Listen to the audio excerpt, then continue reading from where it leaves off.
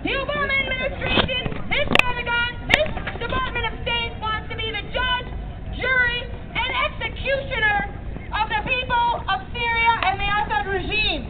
We say no. This is not a justified war.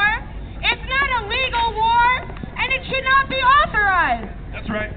We have in our hands every power to stop it if we mobilize. If we show this administration, as people around the world have shown their governments, that they will not put up with another war. We have been able to delay this war, and we have the power to stop it. The question is, will we do that? Will we mobilize? Will we organize? And there's no crystal ball. There's no saying what the Pentagon will do. The United States warmongers, they may decide to go to war anyway based on lies like they did in Iraq. But it doesn't mean we won't stop fighting. It doesn't mean we won't stop struggling. Obama, hands off Syria! Obama, hands off Syria! Obama, hands off Syria! Obama, hands off Syria! Obama, hands off Syria!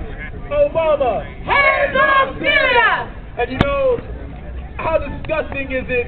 I mean, you just look at the difference between what happened here and what happened in the United Kingdom, where the people in the United Kingdom were opposed to this war. They weren't fooled. They remembered in 2003, it was their government, Tony Blair, with the Downing Street memo that faked the evidence to go into Iraq. They faked the evidence. They fit the evidence to what they wanted to do, not to the truth.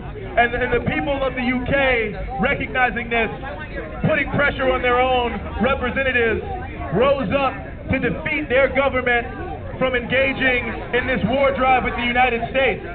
So how disgusting is it that in this country, when overwhelming majorities of people are against this bombing, that not only does Congress barely do anything, but the president doesn't even really pretend that he has to consult them.